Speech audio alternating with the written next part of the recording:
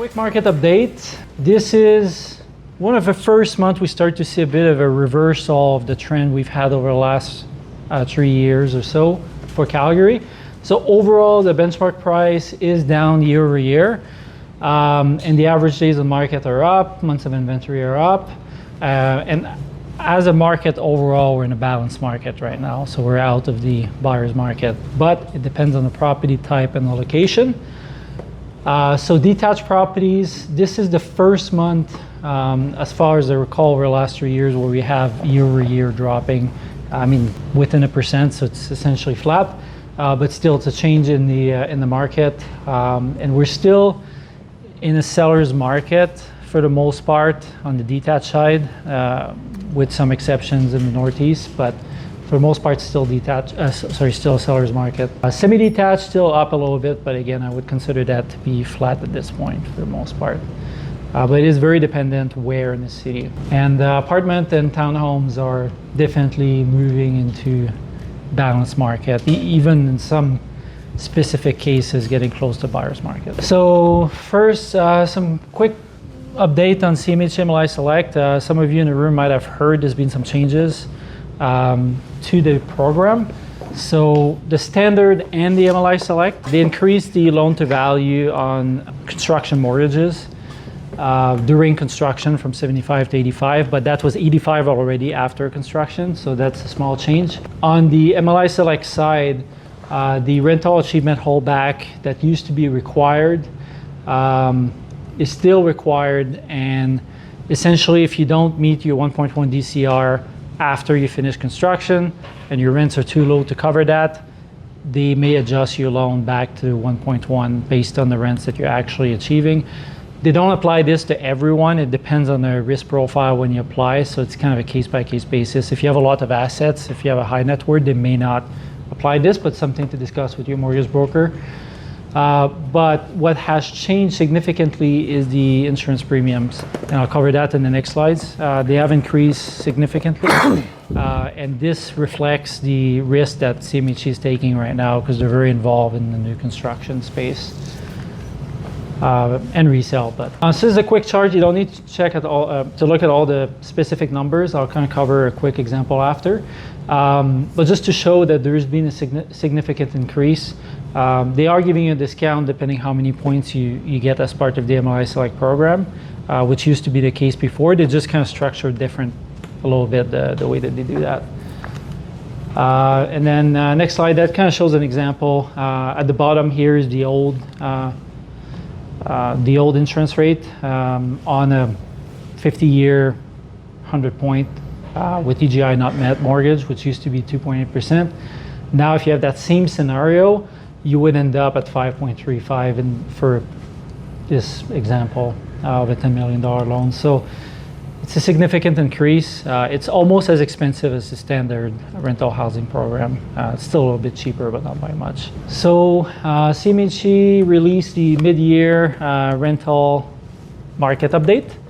And essentially what's like the gist of it is that rents are slowing down on new asking rents, but for the most part, nationally speaking, the renewal rents are still going up, just not as fast as they were. I don't think that's as significant in Calgary as the rest of the country, but in a rent control environment, if you're in Toronto or if you're in Montreal, you can only raise the rents by so much every year. So even though the asking rents are going down, for the most part, those landlords are still doing small rent increase to try to catch up to market rents, right? They've had significant increase over the last few years. Because we have a free rental market without rent control, we tend to not have quite as much of that kind of stable, renewal rent increase. And vacancy rates are expected to rise in most major markets. That's been the case already in Calgary. We see this already. Next point, this explains some of the changes that CMHC is doing to their commercial lending products. They are much more involved in the multifamily space, especially for new construction, than they used to be. So this shows the percentage of mortgages that are insured by CMHC. And as you can see, it's been rising dramatically, and it's because of the popularity of MLI Select for the most part. but that also means they're taking a lot of additional risk, especially with 95% loan to value, 50-year amortization. Now rents are dropping, so the changes can reflect that. And yeah, and then this has been in the news for a while. Actually, we've been talking about this for a while. How CMHC's been asking for, predicting that we need to build more and more housing. It's yeah. I mean, we have some thoughts about that. Yeah, I mean, it's something that I've been this MLI Select product is so good that it's bad. It's too good, it's too generous. 50-year amortization is basically interest only, meaning you have no cushion, no fallback. That's what they had to do to make the numbers work on 95% financing on commercial. The program worked so well that people were front loading their profit into the financing and making a lot of money when they close the deal. So they're making 20, 30% when they complete the project before they've rented out one unit and taken any income. And then they've just financed their future profit over 55 years. Well, as that accelerated, and as CMHC was speculating rents at something that wasn't feasible, in spite of the fact that rents went up from the start to finish of this 3 kind of year period where this has really been pushed. The rents that didn't come in, and now you're going to find a lot of people underwater. But not only are they cash flow underwater, they're not going to be paying down principal either. So it's one of the reasons I'm kind of confident that the government they're in a real jam. CMHC has also, I don't know if I added a slide in here, but CMHC is basically, they had this mandate, the government's had this mandate, housing initiatives, and they've always been talking about trying to push for 2004 affordability levels. And the problem is that you saw that 88%, that 88% kind of CMHC backing all of this new rental product. And affordability means that those rents would have to drop 30%. These would all be bankrupt immediately, every single one of these new projects, and they cannot afford that. So that's why they've given up on it. They realize the government's backed all of the new multifamily over the last 2.5 years to the tune of like tens, if not hundreds of billions of dollars in the wrong direction. So they cannot actually have affordability go down. What they have to do is try and increase GDP, which is of course what investment bankers and bankers love to do anyways. And we've got an investment banker running the country now. They're not going to try and make things more affordable. They're going to try and increase GDP, which is basically inflation, to catch up to the prices. So they're going to hope that if they keep the prices flat, but they can catch up incomes, which is really just printing money to devalue the debt. But that works for banks and investment banks, and it will cause this maybe from being a little less harmful when all of these units hit the market. But one of the problems that we have is the this 4 like 5 like there. Everyone's heard about all the condos in Toronto. They can't sell any of these units. They can't sell in Vancouver. They're trying to get foreign investors back because they need to sell these units, and they're saying we need to build more homes. It's like, well, rents are going down, which means there's too much supply, and we also need another 5 million homes. Now that being said, there's too much of the wrong type of supply that's also now, true, which is part of the issue. So that's what it doesn't say in this news article, is that CMHC is asking for more homes to be built, but right now there's been a lot of the wrong type of homes. There's only so many people that want a shoebox condo, even in Toronto, right? And there's not been enough of single family or larger 2-3 bedroom units being built. But also they are forecasting in the long term that this will be an issue if we don't keep building enough. But I think that in Calgary especially, we have the supply now, right? So we are seeing prices that are coming down. I don't think that the alarm that CMHC is sounding is as relevant for Calgary as it is for some other market, essentially, is where we're coming at. We did build the missing middle they talked about. The townhouses are actually a really good chunk of what we build, which is funny because even Edmonton builds more apartment style, but ours are the 8-plexes, 12-plexes that we see everywhere, those kind of townhouse style plexes that we're seeing around the city. But even in Edmonton, they have 80 unit buildings and low rise apartments. So Calgary specifically did hit that missing middle better than other jurisdictions did. Yep. Next point on that, I think this is a good sign for the city long term. Truman announced the tallest tower for Calgary, significantly taller than Brookfield and Bow Tower, which is going to be hotel, so the W Hotel and the JW Marriott. And one of the reasons that we're able to build a lot higher in this location compared to Brookfield and Bow Tower, both of which wanted to do taller buildings, by the way, they were limited by the city, is they don't have the issue of shadowing the Bow River Valley and the Calgary Tower. So the city actually said that they welcome this project, but also potentially others that would be at similar height or potentially even higher. So we could see more of this essentially is where they're going at. These are significant projects. It's 1.2 billion is no small change to invest in the city. So it shows that Truman is pretty confident for the future here. And then on that topic, Alberta's population actually did hit 5 million. It says nearly hit there, that was as of April, but since has hit 5 million.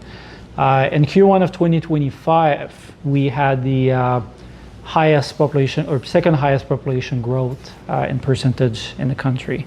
Obviously, PI being a lot smaller, it's easier to have higher percentage, but even though our population increase has slowed significantly from last year especially, it's still strong. And interprovincially, I think it paints an even stronger picture, right? Because the slow population growth we've seen has been mostly international, but interprovincial, that's not controlled the same way by government. It's a lot more of a free market style, right? People find the province attractive, they move here, they don't have to apply, they just move, right? And we're seeing a lot of people still move. That's Q1, right? So it's still right now, 2025.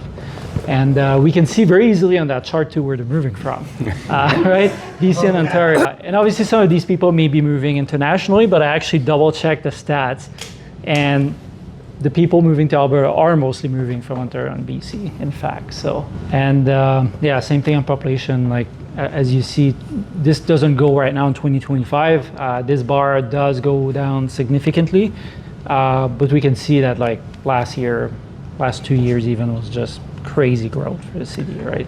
And the thing about this, population, both interprovincially as well as internationally, typically when people migrate, they do so, they're younger. Younger people are more dynamic, they're more educated, they're often likely to have young families as well. So our population is going to grow simply as a result of the fact that we have by far the youngest population, and all the immigration means we're likely to continue to be younger than the rest of the country. Yeah, it brings down our average age for sure. What you show it there? So yeah, and this is just kind of like a smattering of articles, good and bad. City has $7 billion economic output proposal from logistics hub. So, I mean, our logistics hub, even during the downturn, 2015 through 19, things were bad. Our logistics hub grew at double-digit numbers all the way through that, simply because we have an airport that was already better than most airports, and then we expanded it by like 4 times. Like we have a logistics hub that can grow, the city can be 4 million people, and our airport can handle that. Not only that, we're on east-west, north-south railroads, the Trans-Canada Highway, and it's very easy to land planes, or even in the winter, a little more challenging in some respects, but for the most part, it's easier to land in Calgary.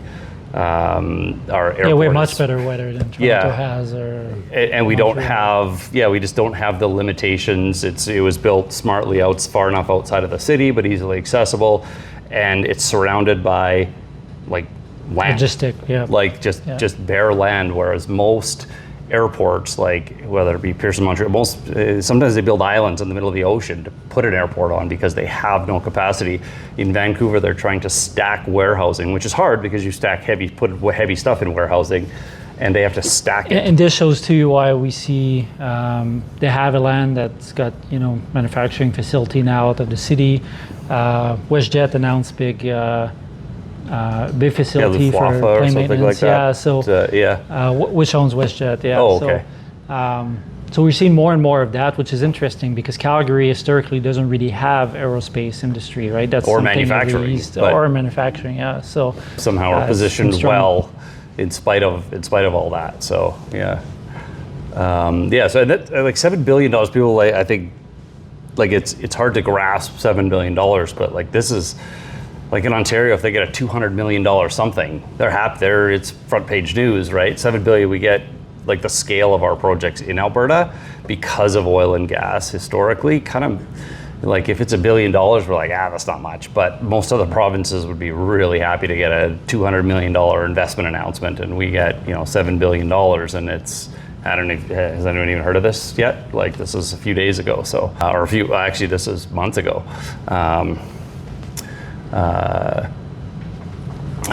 Food manufacturers. This is something that started during kind of our last downturn. It's like, hey, we have all this raw food, but we ship our potatoes somewhere else. Now we can make French fries here. Like we don't have, and the frozen foods, and then the plant-based protein. So we have all of the right ingredients for the plant-based protein, but we shipped them to the Midwest in the US, and they processed it into the end product. So now we're actually huge investment over the last few years, and this is kind of, I noticed this says billion on the dollars. That's clearly wrong. There's no way we're spending $700 billion. It's millions. Yeah, it's millions. Yeah. It says billion on the bottom and million on the top, but it is millions. They made a mistake, but that's still close to, we're getting up close to last year, close to $1 billion just in that. But that's also cumulative, so that is capital investment. And a lot of these are in the Calgary region as well. Yeah, Southern Alberta, Yeah, Southern Alberta. Strathmore has a pretty big facility that's coming up as well. So even though it's not Calgary proper, it still has an impact on the overall economy of the region. Yeah, so in some ways our oil crash was really good for us because it tightened up expenditures in oil and gas and allowed other industries to actually develop here because they weren't so scared of being priced out of really expensive oil and gas. And our oil and gas market, I think our new number is $27 for West Texas oil price. Our companies are still profitable. And even at 50, they're still going to be doing a lot of capital investment. And we're a ways above that still. And we're now significantly cheaper than the fracking and the stuff that they brought on, whereas that was reversed in 16, 17, 18, they were getting all their cheap oil with the fracking. Now it's more expensive, and we've got our costs in line and our infrastructure already set up. So we're kind of positioned well, even economically. And then on top of that, we've got the LNG.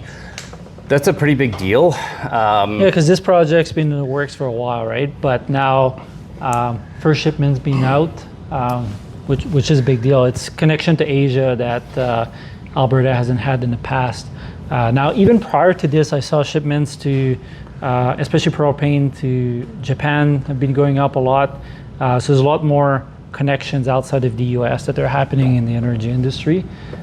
Given what's happening down south right now, it's definitely good to have a backup plan. So, and it does two things. It like not only can we produce more, but then we make a higher profit off of all of it. Because basically the Americans were in a position where they could just take all of the profit.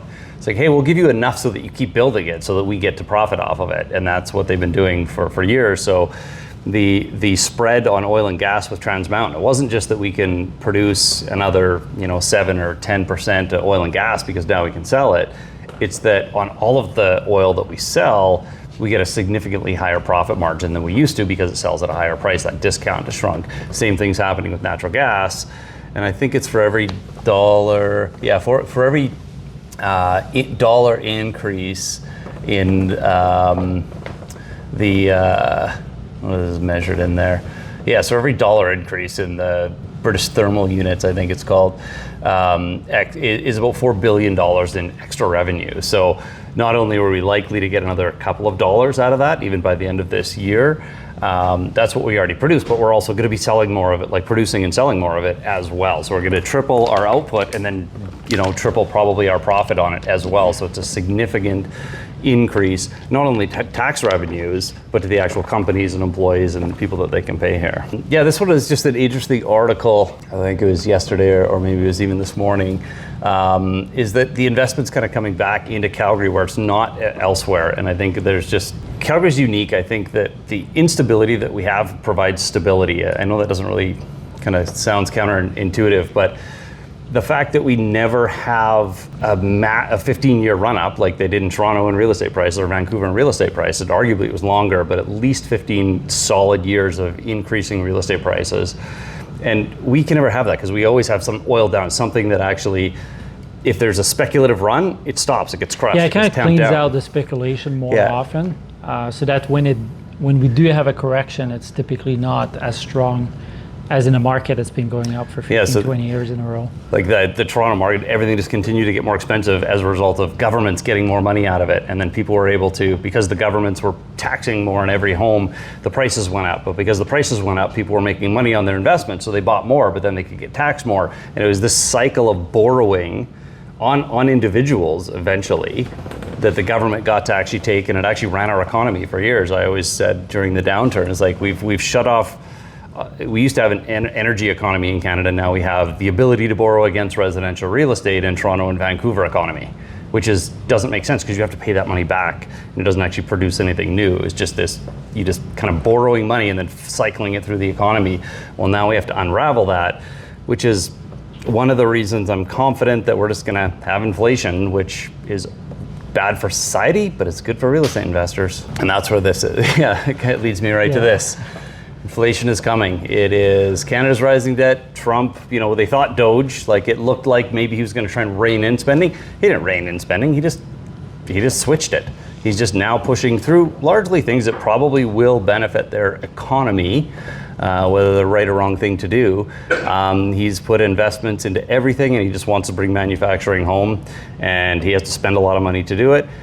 And where's the Scott Bessent? He's the Treasury Secretary, and he basically came out and said, our focus, this is a direct quote from X, our focus is to grow the economy faster than debt. That's how we'll stabilize the debt to GDP ratio. So instead of bringing down debt to line up with how much money you're actually making, we're going to print money, essentially. He's not saying that, but that's what we're going to print money, throw it into the economy, and get everything moving so that we can catch up to the debt. Well, really what they're doing is printing enough money to devalue the debt, because that's really what inflation is. So if the Americans are doing it, it gives Mark Carney, who is an investment banker and has only ever surrounded himself with investment bankers and central banks. And inflation is their solution to every problem they have, because inflation solves all their problems, because they borrow and the assets they have go up with inflation, and then the debt gets devalued. So that's how they make money. It's really bad for poor and middle class people, but that's the solution that's been happening for 20 years. And there was the idea that maybe we'd clean that up, but it's out the window. Like Trump's not doing it. Yeah, that last bill kind of shows that. He's going to spend his way out, and that's what he feels like the American economy has to do to stay strong. And we obviously have an investment banker who loves inflation and running our country now, so there's just no chance that we're not going to have inflation. There's no chance he's going to let all the banks and investment banks and private hedge funds and private equity capital funds. There's zero chance that Mark Carney's going to let them all fail and actually suffer and pay the consequences to risky behavior that they've encouraged the entire country to take. Yeah, and this is just kind of another interest cost, like $2 trillion under this new lending. Like, it's just everything's getting worse and worse, and expected to continue to get worse and worse. So again, that's everything about that is government solution is to either increase taxes, which would stunt the economy, or you can cut services, which is arguably what they should do and said they were going to do. But then the reality is every government's favorite way to get rid of debt is to inflate it away. So yeah, this is also something. So Toronto can't crash. Their whole economy's been running on it for 15 years. I don't think they even understand the extent to which their economy is running on it. But I see it day to day, or I saw it for years when my clients were in Toronto, would buy a house, buy a condo, then buy a townhouse, and every time they would do that, they would pay off the $100,000 they'd built up over 2 years in the sale. Then they put the rest towards their new place, and then a few years later they do it again, and they were moving up the whole time. Yeah, just refi it. But every time they'd use half, so it wasn't like a direct refi, it was like a shadow refinance where they tricked themselves into thinking, no, we're just buying a new house. We're not refinancing to pay for our debt, but they had to pay off their debt every time. And they just thought, well, it's like free money. It's like income. And it's like, it's not income. You have to pay it back someday. And people really didn't understand that. And the argument is maybe they don't, because they're just going to inflate it away, because money's going to be worth less as they're paying it back. And the government's why it all cracked is because interest rates went up. Because I couldn't understand after 5 years how it continued. How can you have incomes go up at 2%? But house prices go up at 10%. Like, eventually that math stops working, but it kept working somehow. And it went 15 years until interest rates finally stopped going down and started going up. Well, combined with the combined with slow how population crazy growth right yeah. now, and also developers building the wrong type of product in some cases. So, is this one yours? nope. No? Where are we at? Oh yeah, this is what CMHC redefined the affordability. I think I already touched on that in one of your articles. Is really just that they're like, yeah, we're not going to try and get things back to affordability. Our economy would collapse. We can't just suck hundreds of billions of dollars out of the economy and expect there not to be a collapse. So that it's like, the other solution is we'll just have to keep things flat while we raise up incomes, which will eventually happen. Yeah. So essentially, instead of lowering the numerical value of property prices, which I think is what most people think that is the goal of CMHC to bring back affordability. Essentially, their goal is more to keep a flat-ish market and create inflation in the meantime, so that numerically that home is actually still the same ratio, but on paper it looks better in terms of affordability. Because to your point, we have too much that's tied to real estate. So even though it looks good on paper to bring down property prices, that would be devastating for especially economies like Toronto. And when we're actually discussing these numbers, Calgary doesn't even factor into this. Alberta's complete almost opposite, in terms of opposing dynamics. But we'll get the benefits still. So we don't have the overpriced houses. We don't have the overpriced leverage. You'll see our delinquency ratings. Ours were higher for years, because people would buy a house in Toronto, the mortgage arrears were basically negligible, because once you bought a house in Toronto, by the time you take possession of it 2 months later, make 2 mortgage payments, well, it's already worth 60 grand more. What kind of moron goes into foreclosure? It would be very difficult to find yourself in a position where you couldn't either just reborrow, which a lot of them did, or just list it and sell. The problem is in Alberta, if you lost your job, you were underwater. You owed 30 grand more than your house was worth for a good 4 or 5 years after, if you bought in 2014-15. So you ended up in a position where it was you actually had mortgage arrears in Alberta. But now what we're seeing is we're not used to borrowing from our real estate. So we're used to living within our means, but now everybody's got this excess money. So our economy's doing well, lots of savings. So our delinquency ranking in mortgages now getting to almost negligible, where you can't even read it. And they're skyrocketing in Toronto and Vancouver because they can't rely on their house price increases to rescue them if they can't make their payments. So it's one of those things where we'll benefit from the keeping interest rates really low and the inflation, even though it probably wouldn't be necessary for us, but it does bode well for our real estate prices and eventual incomes and rent prices and everything else over the long term. So this is one of the, when I talk about inflation coming and all the reasons why, this is really why. So this is just a really simple example of inflation. So if you got minimum wage right now is $15 an hour, and in X amount of years, inflation is going to double the price of everything, right? I'm air quoting price because nothing's really going up in value, right? A minimum wage is not like kids are going to be working twice as hard. It's not like, like it was $7 an hour 15, 20 years ago. And I don't know, depending on what age you are, I doubt you think that kids today are working harder than you are on their minimum wage jobs. So we're just going to call $15 an hour. We're just going to call it 30, but it's still the same amount of hours. A jug of milk that costs $6.50 today is going to cost $13. It's not a bigger jug of milk. It's not more valuable. Same jug of milk. And it still takes you can still buy 2 jugs of milk-ish with 1 hour worth of minimum wage work. A bag of groceries that costs 30 today is going to cost 60. And it still takes you 2 hours of work to buy a bag of groceries in either of those scenarios. So really nothing has changed in terms of the wage isn't higher. The bag of groceries isn't actually more expensive.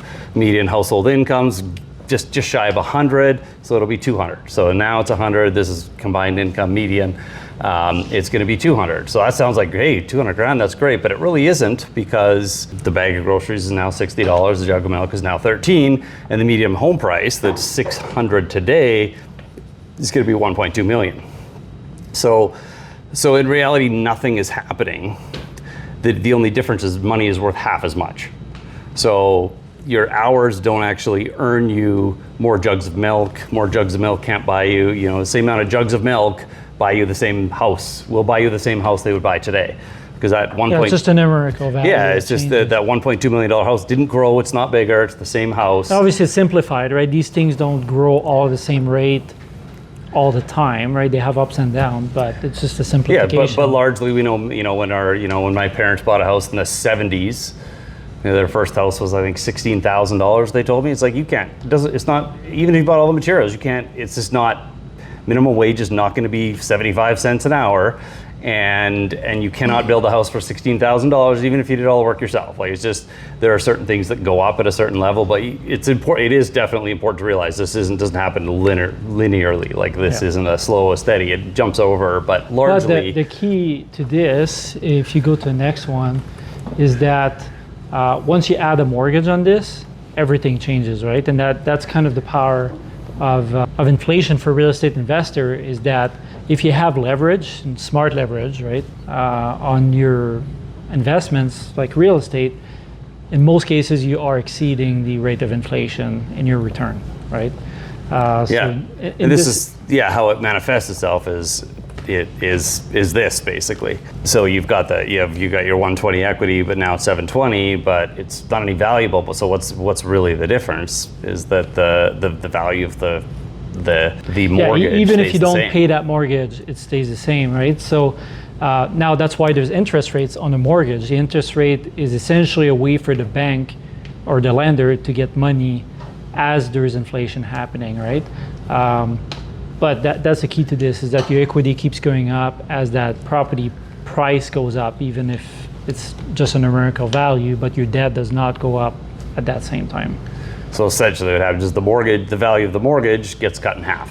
And this is how it shows up now. Technically, it's a lot easier to measure just by calling it appreciation, but it's really deflation or devaluing of the money. That's what appreciation is. The house isn't worth anymore. It appreciated, that's what we'll say, and we can calculate that using a percentage, and it's an accurate way to calculate that, but it's not actually what's happening.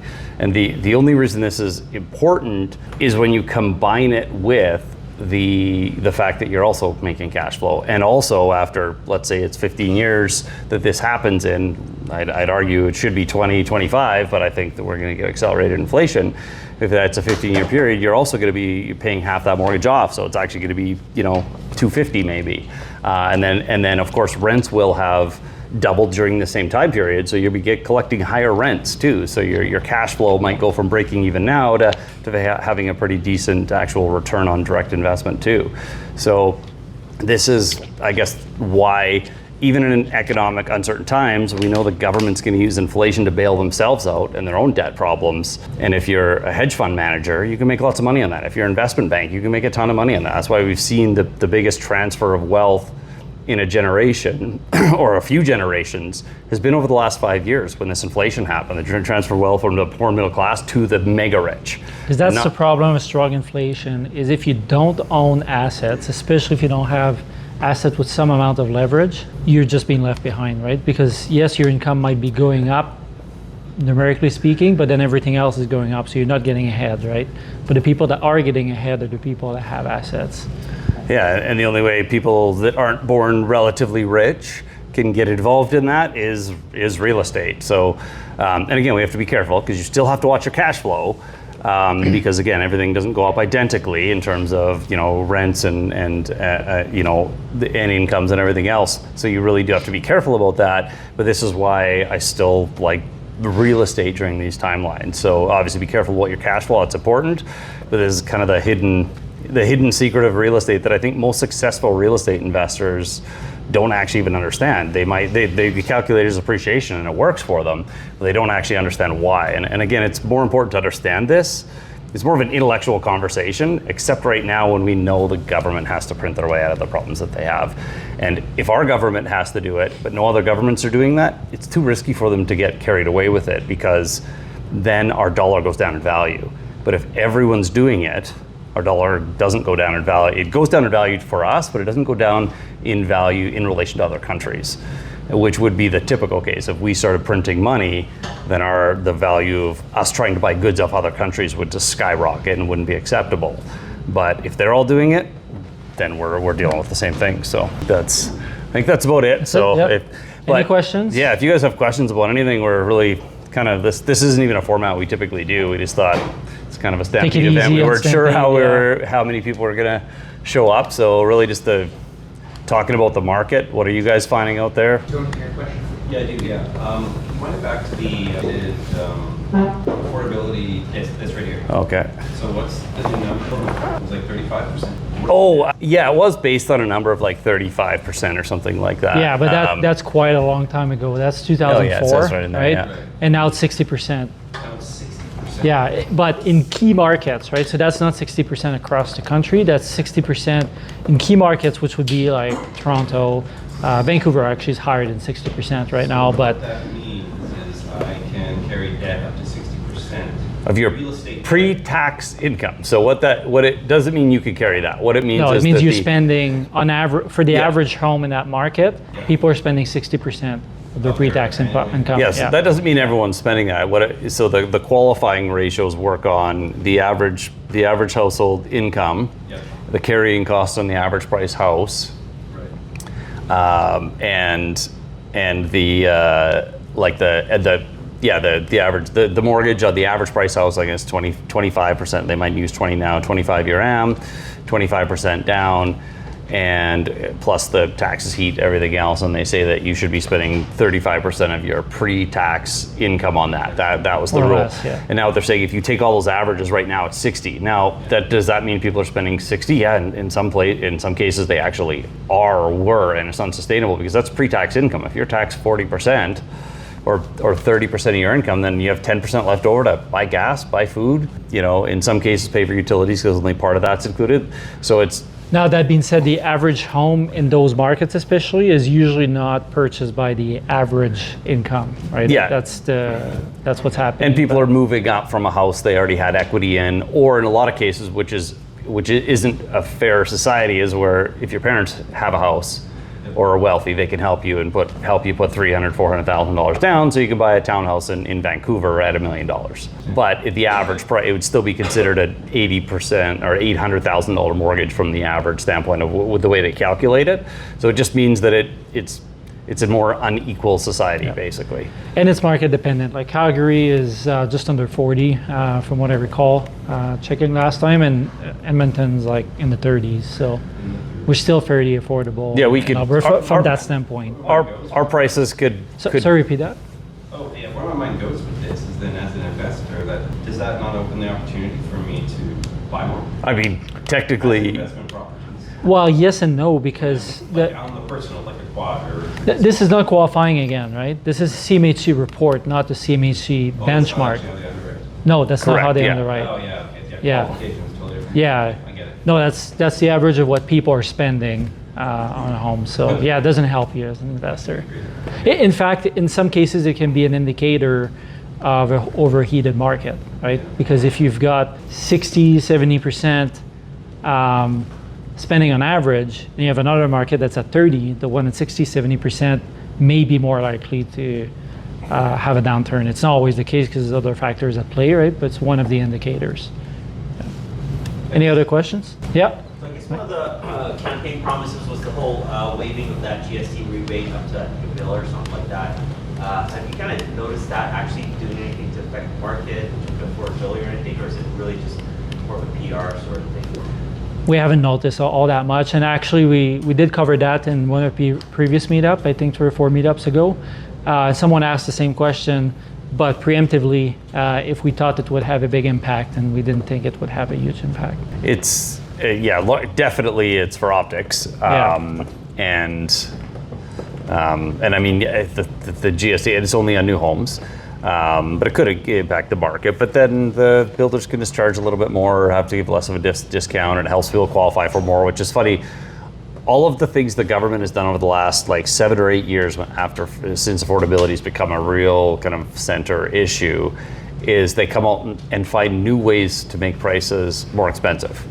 Like we're gonna give a more incentive for people to save for down payment. We're gonna allow higher qualifying. We're gonna allow longer amortizations. And it's like those are all gonna make prices go up. That's the opposite of every Yeah, measure because they've to come Layne's out point, with. if you make it easier for people to buy, but you don't change the supply, then it just means people can buy more. right? And that will usually lead to higher prices. And- So and- if you want to lower prices, you have to add more supply to the market. That's really the main way to do this. And it's funny because they did the opposite. Here's what the municipalities and provincial governments did every time the federal government made one of those changes or started putting, billions of dollars into the actual direct housing market. They increased their taxes, their fees, their levies to build every unit. So now I think in Vancouver, I think it was up to about $600,000 just for the permitting to start a house. So you're before you bought the And land. to clarify, it's permitting, including all the development stuff. So it's Yeah. like the upzoning charges and all that. Yeah, just basically that was the extra government fees. And by comparison, those fees in Calgary would probably be $5,000-6,000. Like it would be minuscule. But they were able to continue as things just continue to go up in price. It was like a circular problem. Is that they both restricted land and the ability to build, and made it harder to build, and added new green initiatives, green regulations, and made it harder to build. So it made land more expensive. Then it made it harder to build, more expensive to build, and then they added new taxes in. So every time a house gets built, they're collecting hundreds of thousands of dollars. Then on the back end, they have municipal land transfer tax from the province.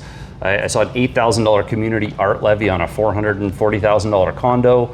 It was almost $40,000. This is after those fees. This is at the end of the stage. So when you think about every house that gets built, it's like that's a 3-4 salaries of new positions, so new expenditures that get built into the economy out there. Well, people aren't going to be okay with that anymore. And now the federal government's saying, we're not giving you money if you keep just adding fees. So now what's happening is you're going to see the government in Alberta, the government in BC, starved for cash. They're not going to have any. Whereas we arguably could add $100,000 in fees to all our units and gain some money because we have virtually nothing. I think they increased the land transfer from They technically $700 to tripled it, but $1,200. it was very low to begin with. So Yeah, they did just make increase it, but it was like $380 to buy a $500,000 Yeah, to house, like and now it's like $900, yeah. and now it's gone up by almost tripled in some cases. Yeah. Well, but it's still it did triple, but $1,000, it's a not part of it. 500,000. Yeah, So exactly. it's a significant difference in how their economies are running. But again, that still leaves us. So all these national initiatives and the fact that they're going to keep interest rates low, including, I think, participating in the bond market, which will lower fixed rates, which is also basically how they print money.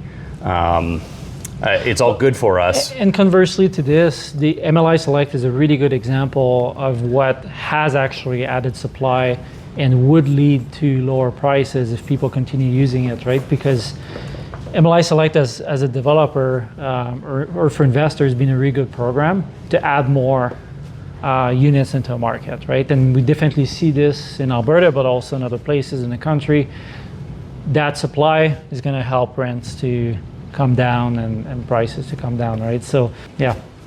It's also one of the reasons why Yes, go companies ahead. may be looking at Calgary as more stable. Our revenue sources from where we get our money, not only are they stable in real estate because we don't have to pull anything back there, theoretically could add, not that it's a good idea, but we don't have like when you look at the revenue models, they're like 30+% of the revenue comes from new development fees. Well, that's probably 2% of our revenue, and then of course additionally we get all the new oil and gas revenues and that we're likely going to get as well. So it's probably one of the reasons why investment is stable here, because people aren't worried about where the government's going to start taxing to get more money. Do you think in 10, 15 years, with all these eightplexes and soft density, I guess is what it's being called, it's going to run into that kind of sections or category is going to become the same as condos are today, where nobody wants to touch condos anymore? I think it's going to take a lot less. Well, they're very different units. The impact is actually much sooner than that. So right now, and I'd say the next 2 years or so, we are seeing already impact from these units entering the market, right? That's one of the reasons why rents are coming down, is more supply being offered, right? In terms of the desirability, it depends, because most of these units are up and down, right? So they'll have like 2 or 3 story up and then basement suites for the most part. That's what most of them are. The main floor and the basement units are in completely different categories, right? Because they're most of the time, call it 1,000 square feet to 1,500 square feet above ground. And often they're like 350 to maybe 500-600 square feet in the basement. I think that the basement units, yes, are starting to be a bit less desirable to some extent. The main floor units so far are still desirable, but the prices that people thought they were going to get for rents are not always realistic. But to your point, it's different than buying a condo because that's multifamily, right? So the buyers for these units are buying an eightplex. They're not buying a condo. And they own the land that the eightplex sits on as well, right? When you're buying a condo, you have a share of the land, but it's insignificant and you can't do anything with that land either. So they're different products. But where I'm going with it though is it seems like everyone's going in that direction. Whereas, 5-10 years ago, you would buy a lot and you put 2 houses on it. Yeah. And that changed to buy a lot, put 2 houses with basement units. And now you buy a lot and you put 8 houses on. So if everyone's doing 8 houses now, in 10 years, would become condos, right? No, there could be a they're not glut of condos. them on the market. Is that what you're saying? Yeah, I think the glut's already here. Like this is why what I mentioned when I said the problem with the reason that MLI Select program is so bad is because it's so good.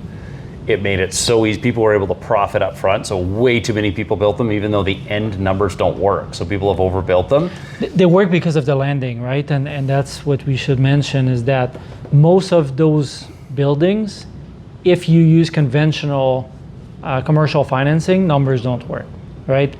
And so they fundamentally don't work for the most part, but MLI Select makes it so that the numbers are working.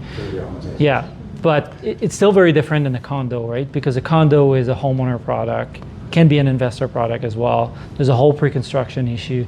Like, I get to your point of like, are they going to be less in demand? Because it's a multi-unit product, they will be in demand to whatever the income is, right? They're valued based on income, so their prices will drop right now because the rents are dropping, but there'll always be a buyer at whatever price works, right? Any multifamily building in the city, they will sell. It's a question of how much, right? It's whatever number will make sense for an investor to buy it at. So in addition to what you said, I think you are speaking from the perspective of an investor. But I think I understand. Yeah, because those eightplex are bought by investors. Yeah. From the perspective of the renters. So renters or buyers. So it's kind of twofold. Yeah, so absolutely. So someone who would have bought a condo 5 years ago is probably wanting to maybe buy a townhouse, right? Yeah. But you can't. No one's starting these eightplexes at the moment. Yeah. But how would you sell it though? Because if it's You sell it as 8 units. It's a rental, like a 6-plex already is, or a 4-plex already is, or a 12-plex. But so we're banking on no one ever buying houses again. What do you mean? No, it's changing the mix a little bit. Like the rental units are no longer going to be apartment buildings. Maybe the rental units, and also this is a dynamic that's changed. Calgary's pricing has finally kind of caught up to, let's say, a reasonable affordability. It means that you can't get your first job out of college or high school and then go buy a single family house. Like that's unrealistic anywhere in the world. Certainly anywhere in Canada, it's a complete unrealistic, except we've had it for so long that we're kind of used to that. Yeah, because even our affordability has dropped. It's still affordable, especially compared to other places nationally, but it has dropped. And when that happens, it does push people to, let's say someone that would have bought a single family home might be considering now buying a townhome. But those units, for the most part, and I know there's exceptions, but the vast majority of them are sold as a full building to an investor, so it wouldn't be a homeowner buying them. And the same applies to renters. For your point though too, Yeah. those that people can't necessarily rent a whole house anymore, or maybe a big half duplex. Maybe they'll have to get one of these 3-bedroom townhouses that has a unit underneath it, but at least they can raise a couple of kids in that. Like whereas. Like in Toronto, the reason people don't have kids is because the most they can afford. It's a missing middle that yeah. they call, right? Is Yeah. that the reason why the city calls this the missing middle is Calgary has a lot of single family homes. We have a lot of duplexes, some townhouses, things like that. But in terms of a rental perspective, there was a bit of a gap where it was like, you have a condo or you have like a full main floor, right? Or And- a 5-bedroom house. yeah, especially in our city, more of an issue, right, in our city neighborhood. So those properties are that middle ground, right, where you still have a decent sized unit on the above unit, you have a courtyard, a bit of a yard, and they're in our city, but it's not a full house. So you don't have to wait until you're 40 to start a family, like is already an issue in other major cities. It hasn't been for us because you can actually buy a house or get a half duplex or rent a half duplex. Whereas now you're going to rent one of these 3-bedroom townhouse units. A little squishier, your backyard isn't as big, but I mean, we're pretty spoiled here, essentially. Do you think it's being overbuilt? Yes. It is right now, yeah. It was like based on how good the numbers were when we looked at doing our own project, which we're still going to do at some point, but we just decided to keep renting out our places as they were, because we went through and we spent 160 grand on rezoning it. We were ready to go ahead. The program was so good. We started looking at the numbers on it. I was like, oh, people are profiting right when they're taking out the money. This is too good. This is a problem where the market is driven by people that want the actual want to build in profit, another $500,000 of profit into just the construction of it before they've actually rented anything out. And it's like, oh, this is going to be a disaster. And sure enough, it's been overbuilt and It doesn't mean you can't buy anything, it just means that you have to be careful. And that's Yeah. the thought we had for the last few years is, You have to build it, Is- not buy it. yeah. Well, One more question. Yeah, last one. Scott, We'll I know wrap you it had a up. question too. Oh, You said that nobody wants to touch the condos. What does it mean for investors who have condos and considering whether? But I didn't say that. He said that, but I sort of agreed. I'll say that. I'll back him up. Yeah. I mean, it's not entirely true, but from what you saw in the market update, right, the condo market has significantly slowed down in Calgary. You're asking what it means if you have a condo as an investor. It means your value is coming down, right? So can you sell it? Yes. You can, especially with residential property, you can always find a buyer. It's a question of how much you're going to sell it for, right? And values are coming down for the most part right now. So how long do you foresee they will be coming down? It could be a long time. They're How long before they're starting coming now. down? They have already. They're starting right? and they will continue. If you and pass there are me more the- market. But I would say, if you could, especially if you could pull enough equity out that you could do something else with that money, then So definitely sell. As you can see, they're already down 3.25% year over year. But I will add this. It sold more than the townhouse and all the other ones. That's a drop. I mean, the number of listings that was sold. That doesn't matter, the number of listings. So sold listings is irrelevant as this number. It's the change year over year that's relevant, right? The number itself doesn't matter. Sales to new listing ratio matter, like you need a ratio, but the absolute number doesn't. But one thing I want to add is it's actually more than 3.25 as a drop overall, because the way that condo benchmark prices is calculated, it includes new condos that are being built as well.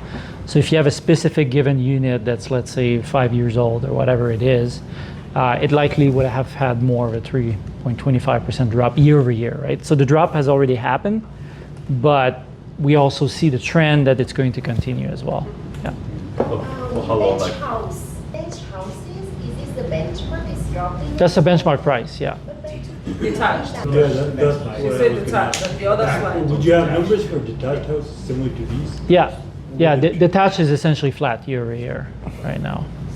But it depends where, right? It's the first month we've seen a negative. Exactly. So it's a change of the market. Yeah, it's a change in the trend. And this number is, the drop is more significant in the Northeast right now, but it's also the area of the city that went up the most over the last 3 years, right? So, okay, well, we'll wrap it up, but...